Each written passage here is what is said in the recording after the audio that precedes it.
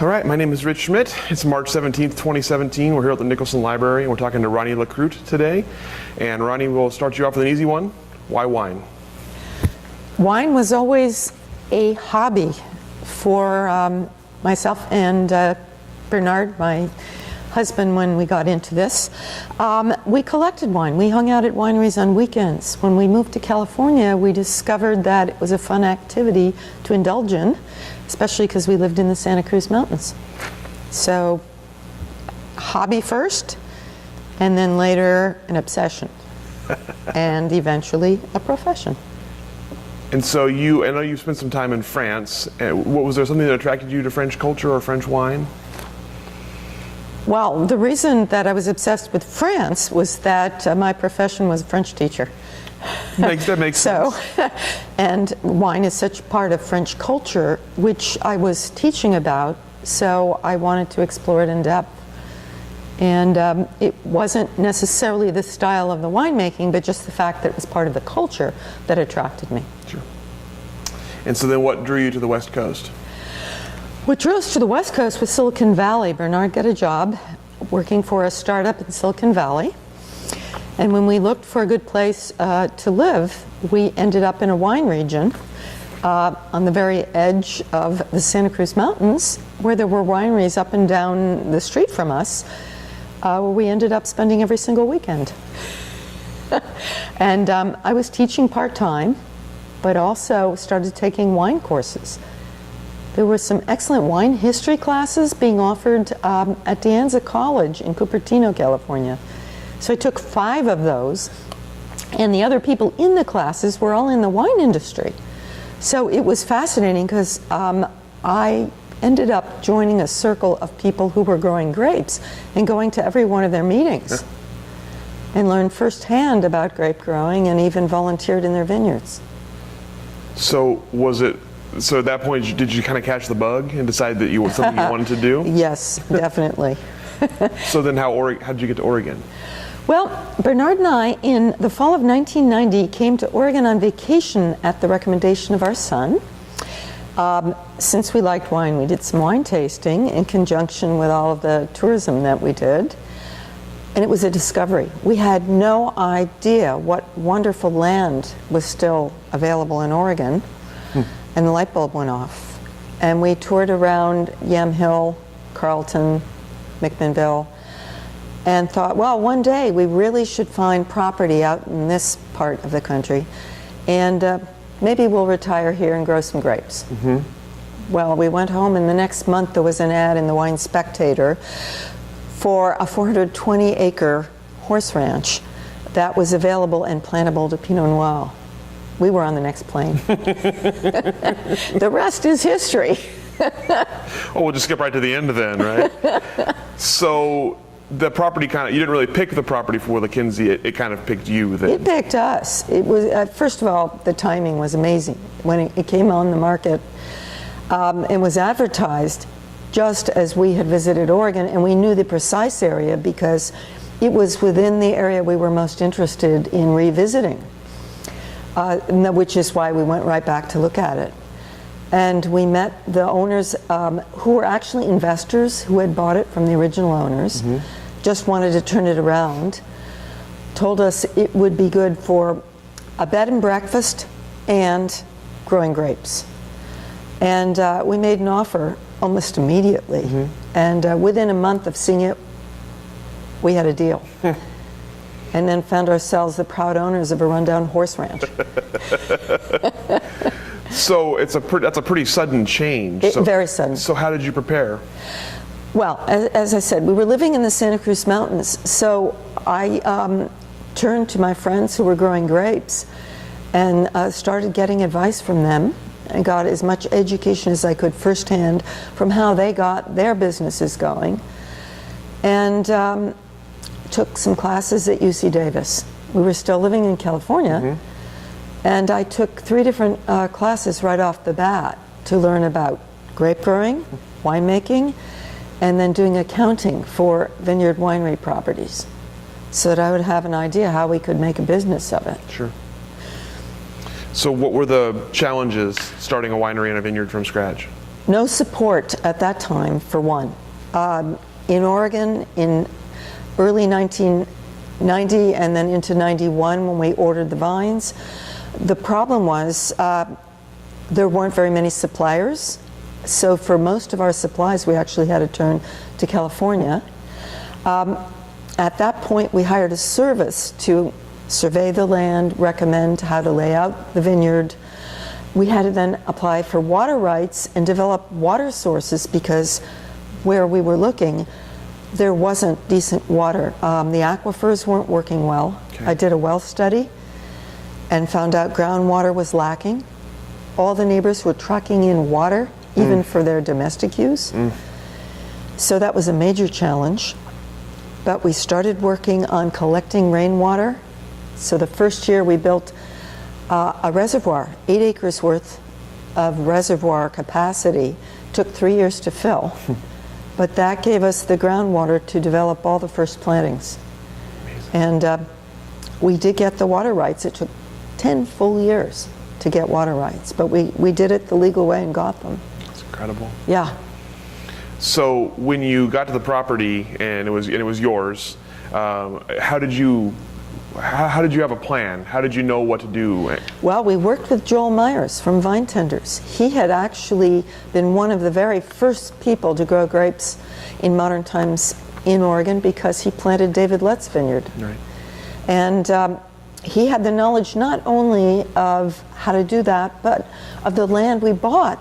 As a high school student, he had worked on that land, even when it was a pasture. So he knew every twist and turn in the land. So for the first few years, Vine Tenders brought the personnel and did the work for us. We would come back and forth every third or fourth weekend and work directly with Joel. And then I got advice from my friends in California in the vineyards. And they made a lot of recommendations as to what to look for, so that I had the questions, I had the vocabulary, and I could talk intelligently to Joel. You know, we needed to make a lot of decisions. So we pushed back against a lot of the recommendations we were getting from Joel. He had told us you didn't need to graft vines in Oregon. There was no phylloxera. That we didn't need an irrigation system. There was plenty of rainfall in Oregon. A lot of the infrastructure was still being done in the old-fashioned way. Well, in California, the phylloxera had moved in. Sure. We were warned to graft all of our vines. Right. We decided to do that. We heard about the problems that California was facing with drought. We looked at Oregon's summers and thought, there's drought sometimes in Oregon. So we decided, you know, we would have a year-round potential for irrigation and permanent irrigation. And we actually consulted in California to find out how to set up a professional drip system, which we did not regret because we needed that to get through the first few years. Sure. Yeah, there was winter rain, but the summers were tough. Right. And we didn't have any vine loss. Some of the other things we faced were what to plant. The local nurseries didn't have much material and had very little choice, so we ended up using material from California to have a broader scope of clones and rootstocks. And eventually we put in, I think it was more than 13 different clones of Pinot Noir to cover all of our bases because we didn't know what would work. Sure. No one had planted on that ground. And we also put in as many different rootstocks as we could, not knowing what would be compatible either for the clones or for the site we were planting on. And that was a really good call. Because frankly, there were certain clones and certain rootstocks that work best in certain sites of the vineyard, and only by having the variety did we, you know, optimize. Sure. So how long from purchase to planting, and how long from planting to bottling?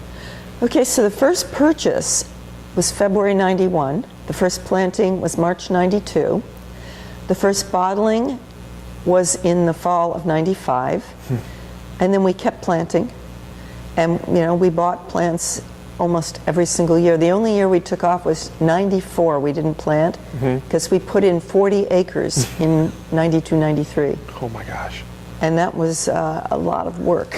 We needed to breathe. Sure. But then we resumed 95, 96, 97, 98, 99, etc. We kept planting.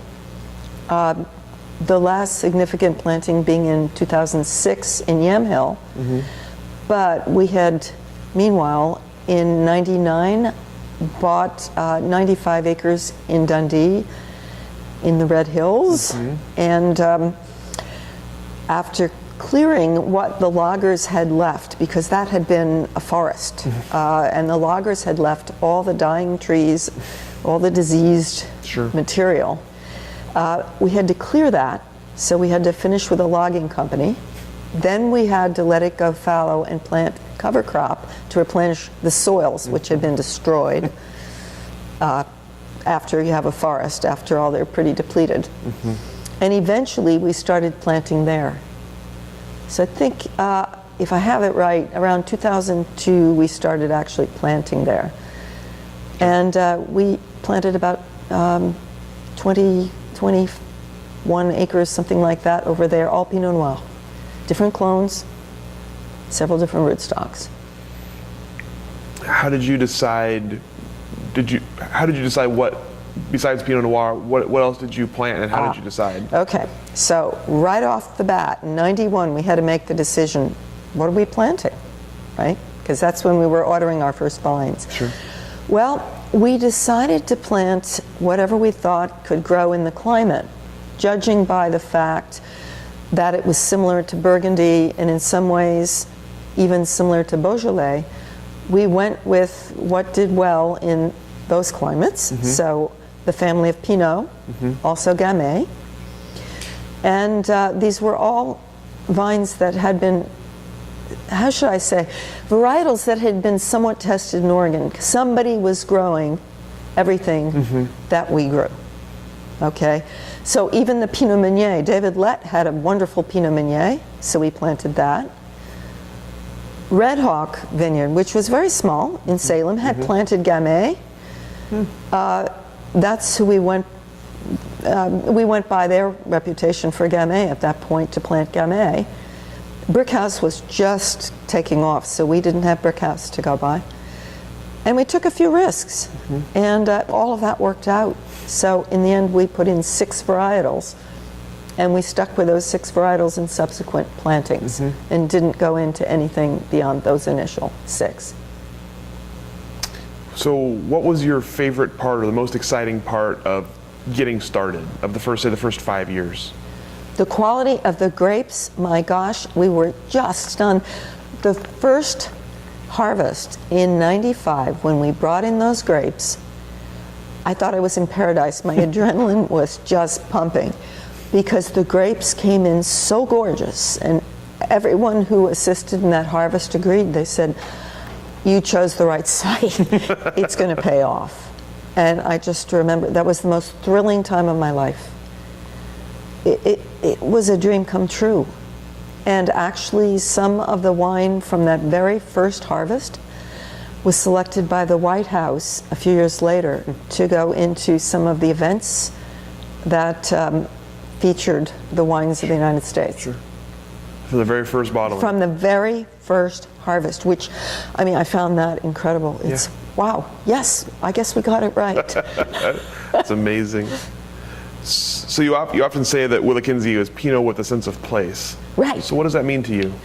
Well, the vineyard features such a variety of sites, and we decided that, like in Burgundy, we would bottle each of the sites separately. So the sense of place actually refers to the fact that in the bottle you can taste what part of the hillside the grapes come from in that bottle. Rather than just go with a blending program, we decided to have 6 different designates from the estate, not from different places we were purchasing fruit. And that was exciting because you wouldn't think they came from the same estate. Sure. even perhaps the same slope, but differences in elevation, differences in the way the sun hit different parts of the slope, the way the wind blows through, made it feasible to do all those different bottlings from the same estate. And then, of course, the grapes from the Dundee vineyard, called the Jory Hills Vineyard, are vastly different because of a different soil type. Sure. That's on volcanic soil, as opposed to the sedimentary soil that the Yamhill site features. So, do you have a vineyard philosophy? What is your vineyard philosophy? The vineyard philosophy is not to get in the way of what the vineyard wants to express. So it's to do the minimum to be sure that the vines are going to be healthy, but then just let them do their own thing. So it's a gentle approach to vineyard management. We used no synthetic chemicals, so no herbicides of any sort, mechanical cultivation, no chemical fertilizers, compost as a fertilizer, and a lot of manual labor, minimal machine labor. Some is needed because of those steep hillsides, but to the extent possible, just gentle handling. And the same thing for the winery. Very, very gentle approach to the winemaking, rather than manipulation to force a given style. So speaking of that, early on you adopted the adopter of Alive and Salmon Safe and things like that. So how did you choose to do those, and how did you choose sort of your organic wine program? Well, from the beginning, we had an approach that could be called organic. We were using organic methods because that's how we had always approached everything. We had been growing fruit trees and vegetables in California, not commercially, but still. And we had always followed an organic approach since the 1970s. So when Live got going, we went to the meetings and were very intrigued by the idea that there were a group of different vineyards and wineries interested in a sustainable approach.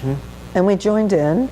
And in fact, Bernard wanted to help set the standards to ensure they were strong enough and really were about a commitment to sustainable methods. So we went with that rather than organic sustainability certification. And the reason is that we weren't only interested in not using chemicals, but also how people treated their employees, safety standards, and energy consumption, all of which are addressed through Live and not through organic certification. So sort of a it's broader. Holistic approach. It's very holistic. Sure. Yeah, we early on had a permanent crew. Starting in '98, we hired a crew permanently to work in the vineyard, for instance. Gave them 12 months of work, full benefits, and in return, what they gave us was a deep commitment to quality in their work and to being there whenever they were needed. We treated them as full professionals, and we wanted to see that kind of standard built into sustainability rather than simply, well, it doesn't matter who you use, how you treat them, as long as you don't put chemicals in the soil. Sure. That just wasn't meaningful to us. So why do you believe that those kind of standards are so important in the industry? Both people standards and soil and wine standards? Well, we're in a business that's human. I mean, if you don't treat the people well, that's reflected in the product, as far as I'm concerned. And it's just not ethical not to be treating your people with deep respect. So we wanted to build that into the product we were making. Sure. So you have a very unique winery. So can you explain to us the kind of why you decided to go with the Gravity Flow winery and how you went about doing it? Yes. Well, that it seems to be a no-brainer in that we were going for a kind of Burgundian approach, in that Bernard was from Burgundy, grew up in Burgundy, was very familiar with the gravity system employed throughout Burgundy, because most of the wineries are so old, they predated electricity. They were built into hillsides, but it was discovered that by using gravity, better results were achieved in the wines because of the gentle handling, especially for Pinot Noir with its thin skin. It doesn't tolerate much, how should I say, mechanical manipulation. Okay. If you run it through pumps and augers, you're going to be losing color, complexity, most of the aroma. So when we saw that we had a site with a wonderful hillside that would be perfect for a winery, we reserved that, didn't plant on it, and when it came time to build the winery, we just dug it right into the hillside, dug a gigantic hole straight down into the ground, removed many truckloads of dirt, and were able to make a 3-level gravity feed winery with no pumps required to move the wine from one level to the next. And I remember from your tour that you guys had a lot of, you had to do a lot of invention on the fly. Exactly. So talk a little bit about that. Well, anytime there's a problem to solve, Bernard, the engineer, decided that he would just draw up the solution.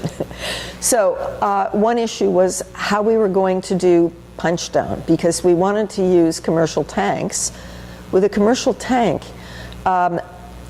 if you put a person over a commercial tank to punch down, number one, it's extremely backbreaking, difficult work. Also, it's very dangerous work, because if you have a 9-ton fermenter, as we had, that person is leaning over a tank that it could possibly be a death trap. So we decided we would invent a device that would work just like a person, since there was nothing on the market that did that. There were plunging devices that would depress the solids into the juice, but there was nothing that would actually work with feet to trample the grapes up and down, up and down. And we really wanted to trample. So Bernard came up with something he called Bigfoot. It was a robotic device with 3 pistons that worked like legs. At the bottom of each, there was a foot that had flaps that worked like toes, and that trampled thoroughly into the solids, mixing the solids with the juice. And then other inventions, he came up with a way of recycling carbon dioxide from white wine fermentation to work on top of a red tank, so that he could seal the tank with recycled gas rather than purchased gas. So that was one way to use up the carbon dioxide and not just blow it off. Amazing. Yeah, he had a lot of solutions like that. It was sort of fun for him as an engineer.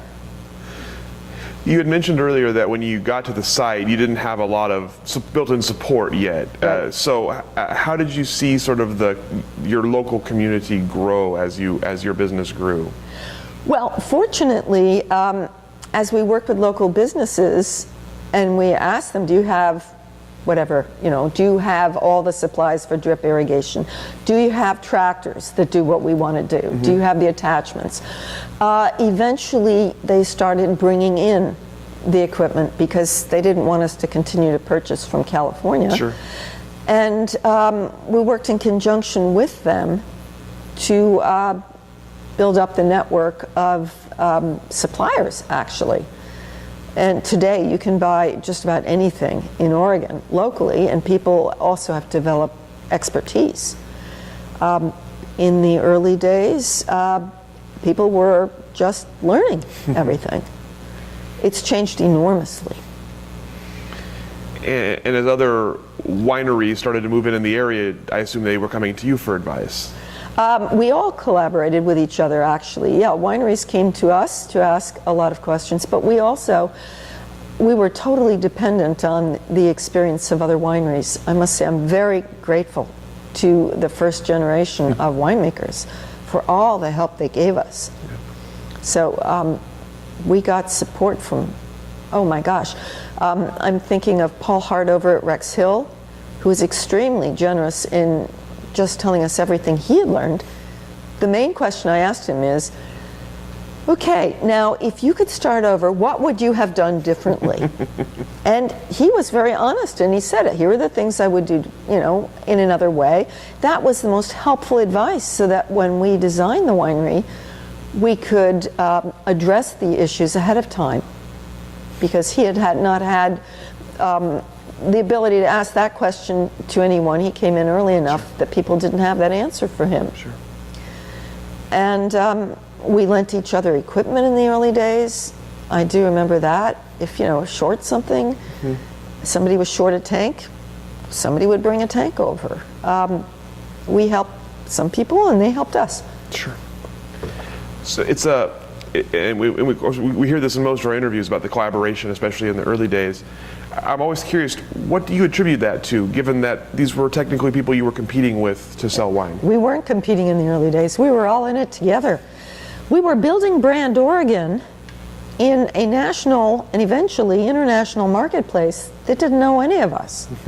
So we saw ourselves as sort of, how should I say it, one group with exactly the same goal working together. And sometimes, we would travel together, and in fact, that's still happening to some extent. We'd go into a new market all together, just presenting variations on the same brand, which was brand Oregon. I remember going to New York where, the New York market, they were totally skeptical. Oregon? You grow grapes there? What's that? They didn't realize, what the climate was. They all had assumed, oh, it rains every day all year round. You can't grow anything. Sure. Or the land isn't appropriate. We never heard of grape growing there, which of course was a very false assumption. So we'd go in as a group, we'd make a presentation together, and when we were selling, in the early days too, a lot of us just shared the same distributors. So the distributor would have maybe several different brands from Oregon, and present them almost as a unit, lay them all out. Here they are. So they weren't actually competing. It was almost all together. So interesting. Yeah, it's very different now, of course, with many hundreds of wineries. Doesn't work the same way. So I'm curious, a lot of times we hear people talking about they love everything about the industry except selling the wine, selling their own wine. So I'm curious what your early thoughts were on that, and how you went about, how you tackled selling your wine. Okay, wine sales, that has changed enormously. In the very early days, it actually was almost fun. We developed relationships with the strong wine buyers in the best markets, and we knew people deeply. We were friends with the people we were working with in the marketplace. They were our allies who were selling through to the customers. And we would go visit them. They welcomed us like family. They treated us well. We would show off the wines. We would have dinners that were events we'll always remember because they were so beautiful. And how should I say, it was glamorous, it was warm, it came from the heart. Now the business is so competitive that if you go out to sell wine, it's very discouraging. It's hard. You might be the 10th person in line to have an appointment with the same buyer. That buyer is tired of seeing people, doesn't really want to pay attention to you or anything you have to say or show. And it's not fun anymore. And although some people still have deep relationships, it's just like there's too much. There are too many brands, there's too much product, there are too many markets you have to go into. In order to succeed, you've got to be on the road all the time. That's just not the same business. It used to be there was a season you went on the road. Now it's you better have somebody on the road full time all the time. That's not the same. Right. It's more like selling anything else rather than selling just wine. It's like selling plumbing parts. And I didn't ever think it would get to that point, but it is. You just almost have a commodity that you're selling, but it wasn't that. Before, you were selling a story filled with glamour, and you were doing it in conjunction with a small group of friends, and you were selling to a small group of friends. I remember being begged by the top restaurants in New York to come visit. You know, when are you coming, Ronnie? We miss you, you know, and setting up a date and say, oh, and let's get together and let's go out to dinner and all of that kind of thing. That's changed. Right. So in addition to founding Willa Kenzie, you're obviously involved in the industry in a number of ways. So can you talk a little bit about some of the other industry organizations you're involved in? Well, we were involved very early on with the Oregon Wine Growers Association and going to some of the meetings where difficult decisions were being made. In particular, I remember decisions that we had to come to about what to allow in terms of visitor facilities. Tasting rooms. It wasn't obvious we would have tasting rooms in the early days. And what would be allowed in the tasting room? Could a tasting room have a gift shop? Could the gift shop feature items other than items associated directly with wine? Could there be events at wineries other than just wine tasting? Could wineries host weddings? Would that be allowed? So we worked on all of those things through the industry associations. The other thing was forming the AVAs. I was involved in the initial meetings to form the Yamhill Carlton AVA. First, there was the battle over the name. We had to vote on what would we call ourselves. Many different ideas came up. Those were heated discussions. People all had, you know, their favorite names. So we finally just named it after the place we were in, but not something a little extended from that. Yeah. And then it was a question, okay, so what's our brand? How are we different from the other AVAs? So Yamhill Carlton ended up wanting to talk more about the vineyards because actually there were more vineyards than wineries in the AVA. And it's still this, to this day, there are far more vineyards. It's really a heavily grape growing region, which isn't necessarily the case for all of the AVAs. Some of them have more wineries in relation to the vineyards. Interesting. Yeah. Actually, the symbol that was developed, the logo for Yamhill Carlton, shows roots going into soil, which relates directly to what Willa Kenzie is all about. After all, our logo was based on that, and our slogan, Dirt Matters, is all about that. And you're also involved in Salud? Oh, heavily involved in Salud. Salud had started just a few years before Willa Kenzie started making wine. But on our, I guess, third vintage, we were allowed to make a presentation to Salud and asked to become a member. And I was heavily motivated to do that, especially because we were very close to our vineyard employees. And I wanted to be sure that there would be good care given to vineyard employees and vineyard workers, especially the migrant workers throughout the community. Salud being the one organization that really they can turn to, not only for health care, but just for support in general. It's a very, how should I say, it's a trend-setting organization in that I think it was the first organization of its kind in the country and a model for a few others that have since come about that provides wellness clinics and case management for healthcare for workers regardless of who they work for, their immigration status, just so that they can stay well. Right. It's very important. Otherwise, we would have no workers if we couldn't take care of them and give them that. And their families are supported too. Many people come with families, and their families would have access to no services if it weren't for Salud. Sure. It's always struck me as being very Oregon, a very Oregon organization. It is. And I'm very thankful to the Tuolity Community Hospital for starting Salud. because it was a group of doctors in conjunction with several wineries who actually started the organization from scratch in the late 80s, I believe. Yeah.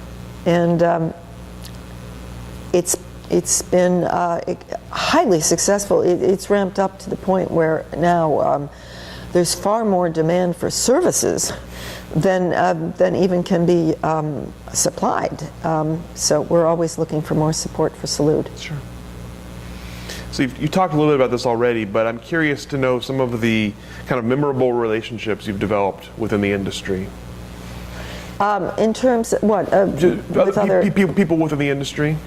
Oh my gosh. Well, with many of the vineyard and winery owners, especially the people who went through some of the same trials and tribulations as ourselves, we became very close friends.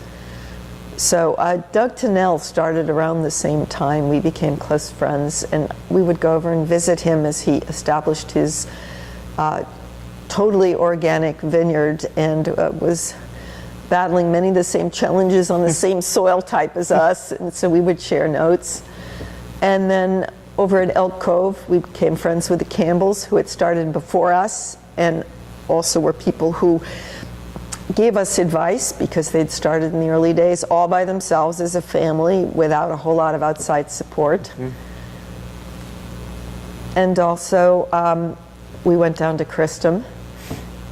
Sure. And became friends, well, with Steve Dorner, the winemaker, whom actually I sort of knew him from California because I had followed the project that he was involved in down there, right, since we had lived down there. And, well, endless numbers of people. I could go on for hours with all the people we became friends in. Sure. Yeah. So this is kind of a big question, but how, in your opinion, has the Oregon wine industry changed over the years that you've been involved? Okay.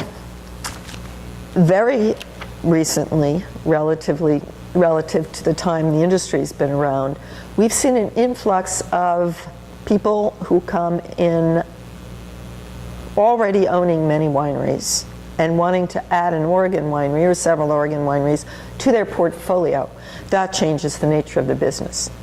They're not just people who want to start from scratch, plant some grapes, make some wine, but people who have been in the wine business for either generations or decades and just want to invest in Oregon wine because now it's a brand. So now that we've established the brand, we've interested the corporations.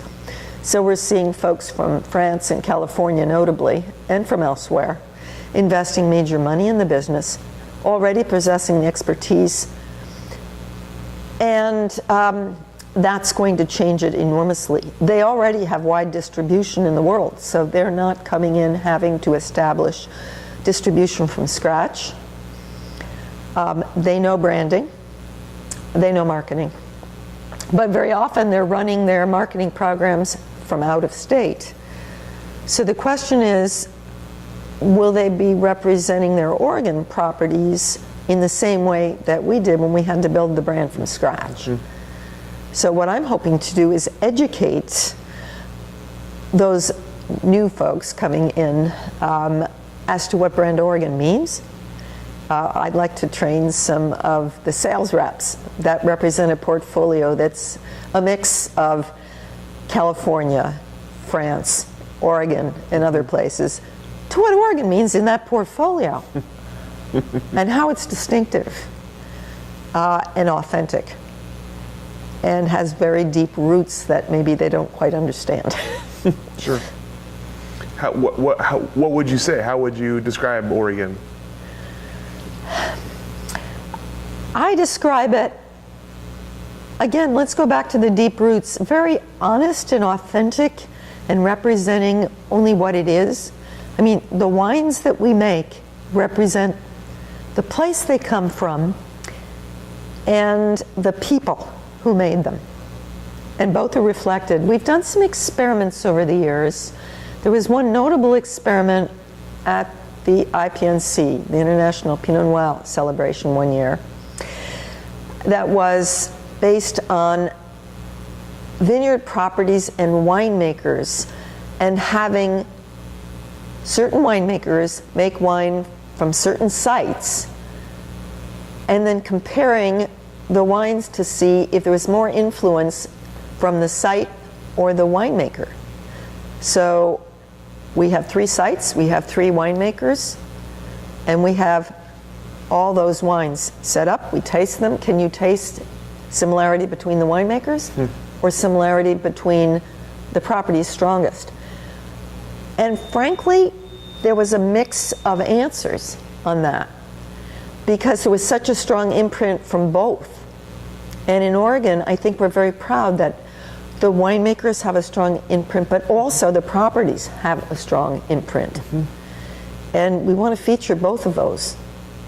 Okay, and in particular in Willa Kenzie, the land has the strong imprint, I think by far the stronger imprint, because always we've had a hands-off kind of winemaking. The winemaker has a very important role to guide the wine through its process of developing, but letting the site come through and express itself in the bottle and eventually in the glass. So I think that's what Oregon does best, and it's not always the case for every kind of wine elsewhere in the world. Have you found people are fairly receptive to that message? I think so. Yeah. I think that's what has excited the world about Oregon. Oregon Pinot Noir developed a reputation all around that, and now the various AVAs are developing their own reputations around that concept. Sure. Because we can pick up a bottle of Oregon wine and we can place it in a particular AVA because those styles are so distinctive, and that's about the land. So, speaking of outside influences, you recently decided to sell Willa Kenzie to Jackson Family. Can you kind of take us through why it was the right time to sell and why you chose Jackson Family specifically? That's a very interesting question. This is a time when there's a lot of transition, actually, as I mentioned. Jackson Family approached us, and we spent a lot of time talking to them about why they were interested in Oregon. And what impressed us was that they wanted to come in and help at a time when distribution is becoming increasingly difficult, to bring brand Oregon and brand Willa Kenzie out to the world in a stronger way. And they have, as one of the world's largest wine companies, the resources to succeed in a venture that we were finding increasingly difficult, but they wanted to do it in a sustainable way. They promised to us that one of the basic tenets always of their business was sustainability in every aspect. That it was about the people, that it was about the place, that it was about the product, the way the product is made, and that they really cared about the land. And they wanted to be sure that WillaKenzie Estate would always be respected that way. I mean, we were really careful not to plant the entire estate. For instance, we only planted a little over 100 acres on the Yamhill property out of 420 acres of land, keeping the rest in pasture and forest. And you know, the founder, the owner of Jackson Family is very concerned with the environment, with environmental balance. And the family told me personally that they wanted to see Willa Kenzie remain like that. A beautiful piece of land that worked as it was intended to, you know, treating it with respect. So we thought it was the right time so that they could keep the product thriving in the marketplace, but also allow the product, the land, and the people to be treated with respect and sustainably. So, and I hope that's always the case. So they're keeping the brand, they're keeping the slogans, dirt still matters, people still matter. And they're kept on the staff as well? They actually offered everybody a position. Some people have decided to move on and do something different. Sure. Some people have decided to stay. That was up to them. Sure. Because everybody was offered to stay on. Did the other recent sales, like Pinarash, have any influence on you?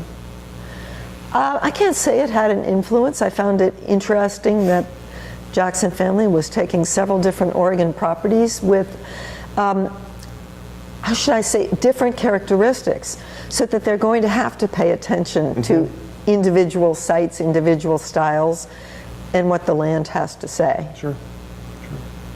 And so what role, if any, will you have at Willa Kenzie now? Well, at this point, I've offered to train the new sales staff, to work with anybody who would like to hear the Willa Kenzie philosophy and story and the history from scratch. I hope to be participating in some of the customer events and continue to give tours of the property as people ask for them. So I do go over there every week and enjoy staying connected. Excellent. And we're going to go a little bit away from wine for a second and talk about your history with the liberal arts and the theater and the arts, and then also specifically with Linfield College. And so first, as I just mentioned, you are a big supporter of the arts. Can you talk a little bit about some of the colleges that you support and some of the things that have happened because of that? Well, I've been involved in the arts all my life because my family was involved in the arts, and I've been supporting arts programs. Cornell University, I've been involved in the music program for decades. I've actually been on tours with the wind ensemble all over the world because I was supporting their service activities, teaching children in difficult parts of the world where they don't have access to music education, and giving workshops and so forth. I've also supported museums and libraries, Cornell, University of Michigan. At Portland State University, the Chamber Choir, I'm supporting their international tours.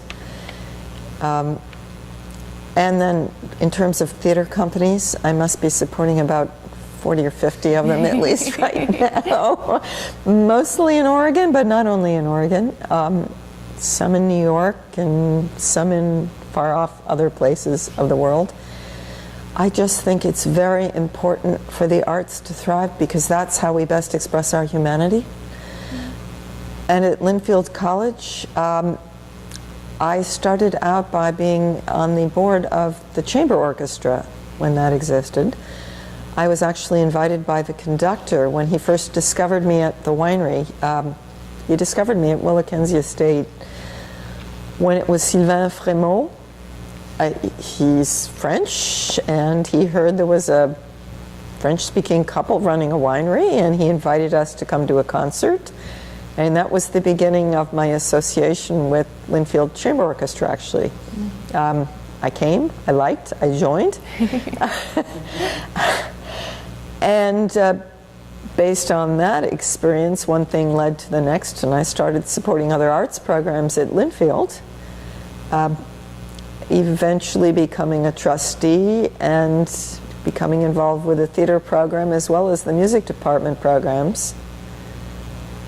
And then funding an arts series so that all of the arts could have funding to do special programming.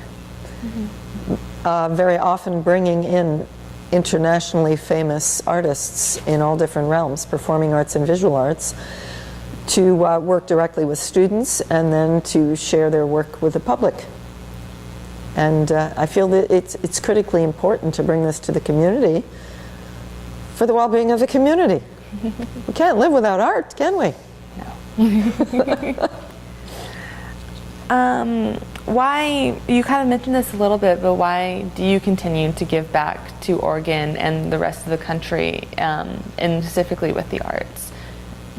Well, I'm interested in making things happen. Especially, I usually do what other people will not do. If I see there's a gap somewhere, I just tend to fill the gap. And the arts have historically struggled to gain support, although they're critical to the health of a community. So I've seen my role in the arts as being very, very important. I'd rather do that than something that is going to gain support otherwise, especially when children are involved. Yeah, I've been helping out with programs that bring arts education, performance, how should I say, classes for performance and that kind of thing to children. Gosh, youth orchestras. My daughter was in a youth orchestra, and it was the most marvelous thing for her development. For some children, that's what saves their lives, literally. And I just need to do this. It gives me joy, but it's something my mother did, it's something my grandmother did, it's something my great-grandmother did. She came over as an immigrant to this country with nothing, and yet she was supporting programs in the arts and in education because it's just something that one did, and it was the way she was brought up, and it's been passed along.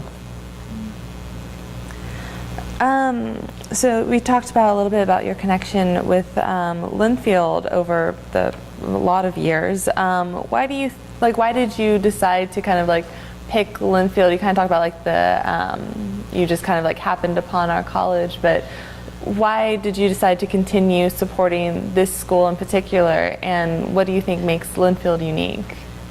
Linfield's really important to me because it's a liberal arts college in a small community. It's the heart of the community. So much resides here. Not only arts and culture, but everything else. I mean, for Yamhill County, Linfield is it's like the community center for Yamhill County. It's where people come to gather. It's where speakers come here. You can hear them talk on a variety of topics. Sports take place here. Youth groups come here for various activities. I just wanted to be sure to be associated with this college because it's so important.